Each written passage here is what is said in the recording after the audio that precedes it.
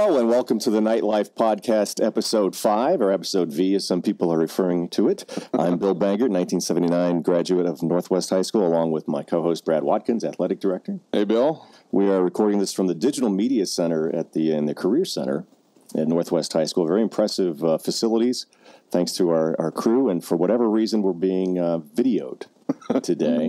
The first time we've done that. We're growing this podcast, probably Bill. the last time. And we'll know why I was on radio and not TV.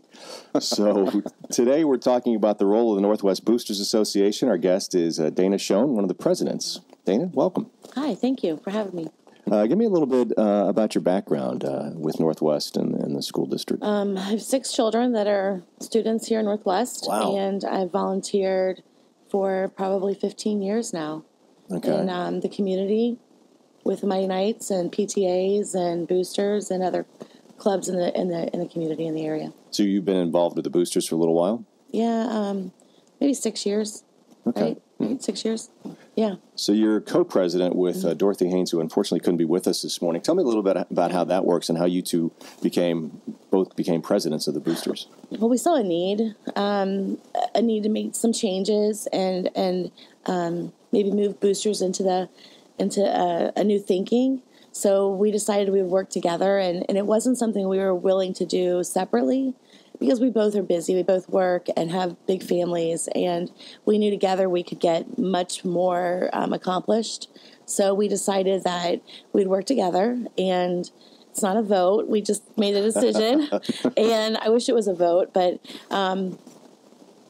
Dorothy handles the working with the district and working with contracts and other businesses in the area, and my job really is the people in the community, and that's kind of how we divide things up, and we work really seamlessly together because her strengths and my weaknesses kind of are very compatible. Okay. What would you say she's good at, and what would you say you're good at? She's really good at the business side of things. She's really good at seeing a need and let's figure out how we can do it. I'm the action person. I'll go out and find the people to do it, and find out what the mechanics, and I know a lot of the history of the community and of the schools. So we kind of will figure out what works and what doesn't work. But some things have been tried before, and some things need to be tried again. Okay. So we kind of toss our knowledge around that way. How long have you lived in the district? Oh my gosh, 25 years. Really? Wow. This month. Okay. Yeah, 25 years. And how old are your kids? From what range? I have quadruplets that are Holy. Yeah, they're 2 are juniors in college and 2 work outside. They didn't go to college, but they work in work-study programs. And then I have a senior this year, and Alec, and then I have a 8th grader. So I have 4 more years at Northwest. Okay. And then I can retire. I'm retiring officially, hopefully. Okay. That's not happening. So as your time at Northwest developed, how did you feel like I really need to make a difference? Is there anything that happened, or anything that happened with your kids, or especially the quads? Anything that came up that you're like, wow, I gotta jump in and help out? I think my natural, what the word would be, but I'm always inclined to make a change or make a difference. So I've always kind of been one to volunteer. And we knew there was a lot of needs here at the high school level. Working with Brad has been incredible. We have similar visions. And being able to come in and assist in getting the athletic complex renovated, but not only making a difference with athletics, but just in general with all students. And I think just knowing that need, I have football players and I have athletes. My daughter was a cross-country runner and cheerleader. Just knowing there was a huge need here to get Northwest High School updated. Mm-hmm. And I think our students deserve that. They deserve that here. And being able to work on a team with Brad Watkins and Susan Smith has been a really incredible experience. Talk a little bit about what the boosters do. Everybody here, the boosters, Mm-hmm. but how many people are in it? What do you guys do? I'm sure it's a year-round thing, right? Yeah, we work year-round, and we do a lot. We support the Night of Honor, Monte Carlo night. We also run concessions. We've recently updated all of our concession stands, which was a huge undertaking for the volunteers that we have. But it's done, and it looks incredible, and we're able to provide a better service. We also help provide uniforms. I know we've at one point provided a sound system. in the stadium. We've helped with the facility renovation. We committed funds to the facility renovation. We also work tirelessly to, not only like solicit for more sponsors. We're always on the move or on the lookout for more sponsors. We've helped bring track meets back to Northwest High School, which has been a huge accomplishment for everyone involved. So it sounds like raising funds is a big component of what you guys do, right? Huge. Is that on an individual basis, or is it reaching out to businesses or community groups, or how does that all work? It's kind of all, we do a lot of raising money individually through our Monte Carlo night, golf outing. We have lots of different events that we do. We might even do a Buffalo Wings night. We get a percentage of the proceeds. One thing that I'm really kind of proud of that we've done this year is we make money through our concession stands, and that's how we can help support the athletic department is and not only just athletics, but groups, show choir and band. We really are well-rounded in how we support all students. But with the concession stands, we create a voucher system where our coaches can come in and our parents can come in and volunteer to work, say, a football game. Mm-hmm. We give a percentage of the proceeds to their sport. They get to pick which sport. Oh, okay. So in the fall, we distributed $4,500 to athletic teams, and actually band was huge. Band worked really hard to make money. So for us to be able to give $4,500 because they volunteered and helped support their kids in the programs was just a great turning point for us. And it's been a new way to look at concession stands, a new way of volunteering so that everyone can volunteer. They don't have to become president of the boosters. They can just volunteer for a few hours in the concession stand at a game and really make a difference. They make a huge impact on their kids. So volunteers are part of the boosters. But is there, besides you and Dorothy, are there other people who are like full-time booster officers or? Yeah. There are. We have a treasurer, Melissa Obermeyer, who works really hard. We all work really well together as a team, and our common goal are the students here at Northwest High School. But we have a membership base, I want to say 175. Okay. I would say we probably have about 20 to 25 active members. And then you have, it's a much smaller group that kind of makes sure everything's moving along. Right. Do you have a budget or a target goal number of how much money you have to raise annually, or is it like per event or per initiative or project, or how does that all play out? I think usually it's per project. We do have financial goals that we have to make every year. We have a commitment to a loan for the renovation of the complex. We have other commitments that, we have to, make money every year for. Mm-hmm. To give you a solid number, I wouldn't have that. Okay. No, I was just curious. Mm-hmm. I think it helps if people have an idea of how much work you guys do and how much need there is for what your organization does.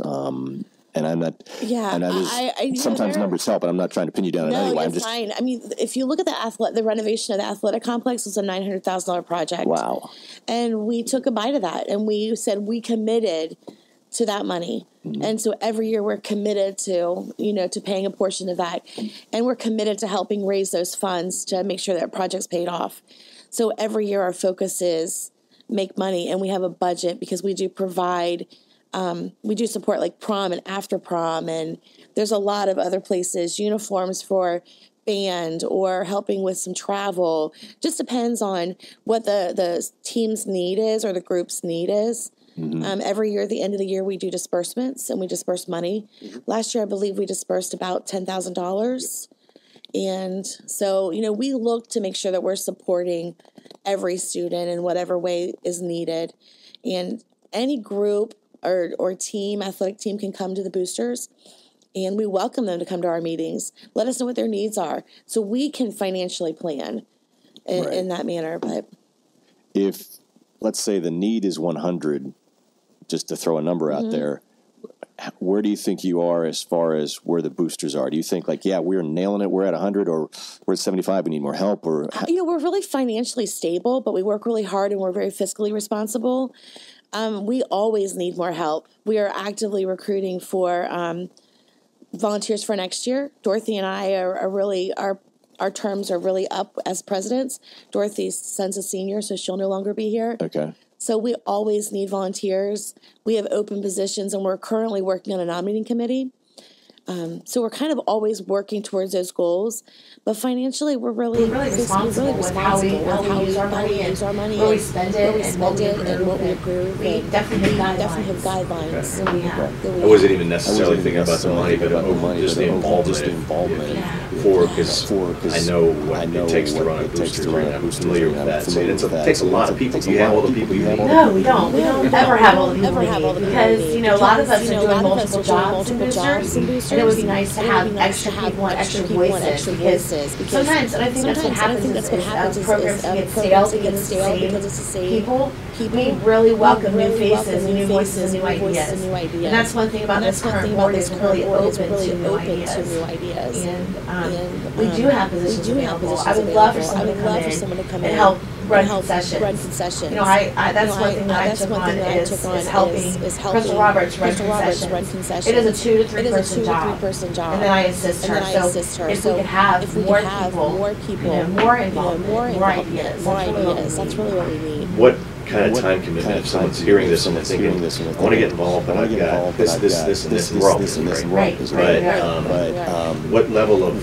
time commitment should someone have in mind if they're going to say, yeah, I want to get involved? I feel like whatever level they have to commit, I would never want someone to overcommit, because when you overcommit, you tend to burn yourself out quickly. And we don't want that. We want you to be able to support your children here in their school. So I always say if you have an hour to volunteer, I'll find that hour for you to work. If you want a position such as president or treasurer, we'll train you. We'll give you that support. And we're so willing to support people in whatever time they have. I work and I have a busy family, so I understand not having a lot of time. You give what you can. So we're open to anyone that wants to volunteer. How often are there meetings? We meet once a month, the first Tuesday of every month in the library. Anyone's welcome to come. And if someone does want to get involved, who should they reach out to you, or how do they do call that? Me. They can pretty much call the school and ask for my number. I'm open to giving out my information and talking to someone about how to get involved. What sort of initiatives do you have coming up for the rest of this school year and looking into next year? We have track meets coming up, which we're really excited about. The boosters, speaking of the track meets, we're going to have our, first annual Lane Ford track meet on March 24th, which we're really excited. We've got 15 teams in Southwest Ohio committed to coming to us for that invitational, and we're super excited about being able to host a high school track meet. But what's you talk about engagement. Boosters have kind of marketed themselves and marketed the high school as a community place. We're going to be able to host several CYO track meets, this year for like youth track meets, and that's going to be pretty cool. And the boosters have kind of headed that up, and we're all going to work together to get those events accomplished, and be a long running event here in the next several years. We're excited about the prospects of that, and that's going to be another huge moneymaker for the organization. It's this time of year is starting to wind down, athletically and for the school year. So we're heading into kind of planning again for next year as far as events go, and we'll continue with our Night of Honor. Looking forward to that in April. I enjoy hosting that every year. Appreciate you guys having me. All the time, Bill. Every year. But no, it's those types of events are going to be on the calendar moving forward. But then we're going to just kind of trek into planning for next year. Okay. And you're going to stay on as president even after Dorothy leaves? Ooh, I don't know. It's my second year. If I can find that person that will step into my shoes, or if I have anything to say about it, she will. Put me on the spot. Stay. Yeah. I think one thing Brad said too about Northwest is that we are a community hub here, Northwest High School, and it's been really important for all of us to see that happening, and we've really seen that change over the last 2 years. So this is a place to be, and with CYO coming here and seeing how awesome this place is and how awesome the people are has been really powerful to create the strength of our community. Well, as an alum, I can say it's just great to see the great things that happen and are happening here. And it's fun for me to be able to host this and come physically here, because I until we did this last, I think, October, was the first time I'd been back here in, I think, since I graduated in '79. So it'd been a long time, and obviously things are a lot different. But and even having hosted the Night of Honor, and I've been doing that since I can't remember when, 2004, something like that. Yeah. And just to see the changes within the district that I see at the Night of Honor, and you see the change in athletic directors or principals or superintendent of the whole district, but you can see the growth and pride growing. You really can. As an outsider who, I don't live in the district anymore, but as someone who went here and comes back and to see the changes, the positive changes that are growing, it makes me feel good. It really does. Good. And that's great to hear. Alumni. That's what we want. Is there anything else we should talk about in this episode B? Man, I think we covered it. We hit all our bullet points. I know, just get involved. Tell people. Yeah. Spread the word. Yeah. I mean, you can have a bigger impact being involved in your children's schools, you know, than sitting on the sidelines and watching. Definitely. It's kind of a pride of ownership kind of thing. Absolutely. Well, great. Well, Dana Schoen, the president of the Northwest Boosters Association, Brad Watkins, thanks for being here. Thanks for our crew. Yeah. Butler Tech. What's your name? TRAE. Thank you, TRAE. Appreciate you you doing this, putting it all together, and it'll live on iTunes and SoundCloud. And now YouTube, the DMA Productions channel. We're gonna be on TV, guys. There you go. Or YouTube. We're gonna be on somebody's computer. Well, thanks again, and we'll join you again for episode 6 sometime not too in the distant future. Thanks, everybody. Thank you. Thank you.